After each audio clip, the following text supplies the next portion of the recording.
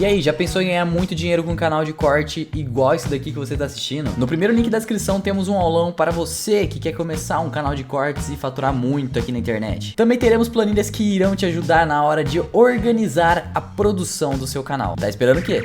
Eu acho fantástico o fato de que um chinês possa ler hoje o original do Sun Tzu, porque é o mesmo idioma, não mudou. Eu não consigo ler o original do Sêneca, por exemplo, embora o português venha do latim, porque eu não sei latim. É muito complicado. Então eles têm acesso a toda essa cultura milenar no mesmo idioma. Eles eram muito avançados. Eu gosto bastante de história, Oliver. E se você pensa nas mudanças, né, de uma potência passando a outra, quase sempre isso acontece através de uma revolução tecnológica. E muitas das revoluções foram trazidas do Oriente. Eu gosto, por exemplo, de uma que o pessoal geralmente ignora, que foi uma revolução tecnológica na linguagem, que levou a uma revolução financeira e uma revolução cultural depois. Porque mesmo após a queda do Império Romano, os europeus continuaram usando algarismos romanos durante muito tempo, quase 1000 anos. Só que o algarismo romano é horrível. Não consegue fazer conta de juro composto, não tem decimal. Até que um italiano, ele foi para o Oriente e trouxe a revolução dos algarismos indo-arábicos. Ele levou aquilo para aquelas cidades mercantes italianas, para Florença, teve uma família que se apropriou daquilo e falou, nossa, isso aqui para fazer conta é ótimo, os Medici. Começaram a emprestar dinheiro, ficaram muito ricos, como quem tem dinheiro acaba ditando as normas culturais, fizeram depois o Renascimento. Eles e outras famílias italianas.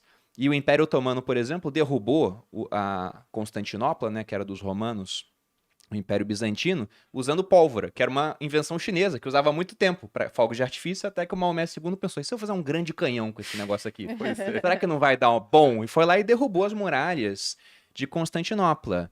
Então, sempre teve uma revolução tecnológica acontecendo para essas mudanças de potência global. Portugal, por exemplo, durante um breve período, foi potência global, por quê? As cidades italianas faziam comércio com o Oriente via Mediterrâneo, fizeram as caravelas, deram a volta ao mundo, pegaram as especiarias, foram potência global. Maomé II, com o Império Otomano, foi potência por conta do uso da pólvora, que era uma invenção de outros povos.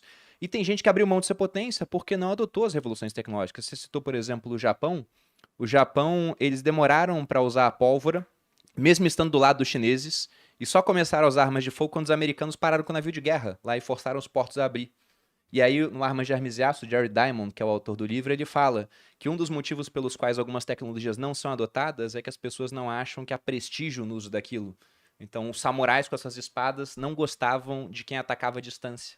Aquilo não era honrado. Não era honrado. Só que o cara morria. Super honrado, mas ele não ganhava a batalha. Então a China, no final, ela cometeu esse erro. E esse erro, ele foi um erro de uma decisão monocrática. O imperador tinha todo o poder e ele decidiu sozinho falar, olha, a gente não vai explorar o mundo, a gente não vai estar aberto para as inovações de fora, porque eu não sou um estudioso da história chinesa, mas já vi alguns filmes contando o final, né, dessa fase do império para depois entrar nessa fase conturbada, com começo de democracia e depois com a Guerra Civil, que acabou levando o Partido Comunista ao poder. E nos filmes ele ficava numa cidade proibida para os outros, totalmente alheio à população. Então foi um cara assim que decidiu, não vamos explorar o mundo, não vamos adotar as revoluções que vêm de fora? Olha, obviamente também houve, assim, isso foi séculos atrás, né? Mas de certa maneira houve uma elite política que também apoiou esse tipo de coisa, porque tivemos vários imperadores sendo derrubados também, né? Ou seja, houve sim uma leitura de que o imperador é uma autoridade não só política, mas de certa forma aquilo uma representação quase divina, assim, em função disso era preciso... Os absolutistas europeus escolhidos por Deus, seria a mesma visão. Então, aquilo obviamente é importante e houve sim uma distância enorme da população, isso sem dúvida. Mas eu acho também que, além dessa decisão, houve várias desvantagens geográficas, por exemplo, uma distância maior, né? Eu não estou nessa época ainda não, mas depois uma distância maior de territórios que foram explorados pelo Ocidente, na África, na América Latina, as próprias Américas, a proximidade de carvão perto dos grandes centros urbanos, ou seja, houve também algumas desvantagens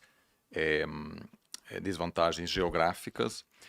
Além disso, houve também uma concentração enorme de poder em um território grande, diferentemente da Europa, onde houve constantes batalhas, não só entre representantes de países, mas também o que a gente chama de autoridade dispersa. Então, por exemplo, você tinha um papa batalhando contra os reis, você tinha associações de certas profissões que estavam acumulando poder também. Aí houve uma divisão, assim, aí a Igreja Católica teve uma divisão, aí teve uma igreja separada na Inglaterra, ou seja, permanentes batalhas que demandavam uma adaptação permanente. Nunca ninguém na Europa teve poder absoluto. O Napoleão tentou, o Hitler tentou, o Império Romano chegou também perto, né? São os poucos momentos, mas é difícil. Nenhuma figura conseguiu consolidar todo o poder, tanto religioso quanto político, enquanto na China tudo isso se concentrava em uma pessoa só. Isso não é bom para a inovação, porque, querendo ou não, o incentivo de simplesmente fazer parte, estar perto desse poder, não questionar esse poder, é enorme. Então, você ter uma concentração extrema de poder acaba sendo ruim para a inovação. E, de certa forma, obviamente, muito diferente hoje em dia, há muitos analistas que questionam a sabedoria dessa decisão atual de concentrar tanto poder político no Xi Jinping. Ele já não concentra mais o poder divino, né? Só entre aspas, político, mas também muito poder econômico. Porque quanto mais centros de poder você tem, maior também a disposição desses centros de poder de trazer novas ideias, se adaptar para poder batalhar melhor os outros centros de poder. Isso, para mim, é a grande divergência, a grande diferença entre a história ocidental e a história chinesa, é que nunca houve uma concentração de poder tão grande no Ocidente como aconteceu durante vários séculos e mais ainda na história chinesa. Esse ponto da concentração de poder, basta você pensar o seguinte: se você tem um soberano todo-poderoso e ele decide um certo rumo político para o país, e alguns discordam, esses que discordam vão acabar sendo cada vez mais excluídos desses centros de decisão, porque afinal o soberano não gosta deles. E quem concorda só bate palma e fala, nossa, brilhante ideia, fica cada vez ali, mais próximo. Então no final ele só vai ouvir aqueles que concordam com ele e vai excluir aqueles que não concordam. E os outros, né, que estão nesse centro observando que isso está acontecendo, tendem, se eles querem ficar lá, muito mais a concordar do que a discordar no final das contas. Então você não tem um contraponto contra as ideias do soberano. Você tem menos diálogo, que em algum momento se enfraquece tanto esse grande centro de poder que pode ser derrubado, né? Mas o sucessor ou a sucessora tem pouco incentivo para espalhar o poder, mas de manter tudo isso acumulado, mas os processos de transição acabam sendo mais turbulentos. Da mesma forma que agora, né? A gente não sabe até quando o Xi Jinping vai estar no poder, mas a transição, com o passar dos anos, haverá mais e mais pessoas em volta do Xi Jinping dizendo, olha, o cara tá ficando mais velho, etc. Vamos aguardar nosso momento. Justamente porque não há um processo institucionalizado e dizer, olha, o mandato dele vai até ano X, depois ele vai se aposentar. Vai ficar lá agarrado no negócio Claro, até ele resolver que solta. E houve, inclusive, assim, daí dá para ver quão importante é realmente estudar toda a história. Houve recentemente tentativas ao longo dos últimos anos do poder central político do Partido Comunista de reafirmar seu controle sobre o setor privado, né? O grande drama dos investidores na área de tech, das grandes lideranças do setor privado foi justamente que eles se tornaram poderosos demais. E que na leitura do Partido Comunista é fundamental que haja um grande centro de poder e não vários outros. Como nos Estados Unidos, por exemplo. A classe, vamos dizer, as lideranças empresariais americanas são muito poderosas e podem, inclusive, em alguns momentos, peitar o presidente dos Estados Unidos, né, em algumas questões. Isso acabou causando bastante turbulência nos últimos anos, porque há um desconforto por parte do governo em permitir outros centros de poder, né, que é a história chinesa, inclusive em relação às igrejas.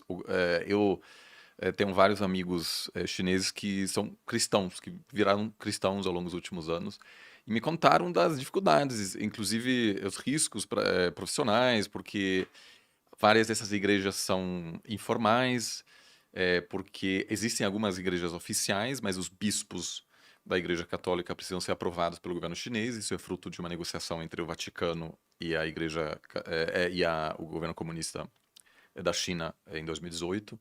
Então tem muitas igrejas protestantes pequenas, às vezes tem missa com assim, 10 pessoas e Meio clandestino. É tudo clandestino. Que Estima-se loucura. que há em torno de 80 milhões de cristãos hoje na China e que lá na frente a China pode se tornar um grande hub do cristianismo mesmo, Sim. né? E que isso para o Partido Comunista é ruim, porque o cristianismo, por definição, não se submete a princípio ao governo local. Né? Aham. Aqui no Brasil, a igreja seleciona seus bispos, etc., sem aval do governo. Né? Então, existe essa tensão permanente entre o governo chinês e outros centros de poder, seja de forma religiosa, empresarial, ou qualquer outro, né, qualquer seita, que houve também na China em vários momentos, grupos que defendem outra ideologia sempre acabam sendo combatidos, diferentemente da visão ocidental sobre como governar, porque é evidente para a maioria dos governantes ocidentais em sistemas democráticos que é preciso aceitar a presença de outros centros de poder.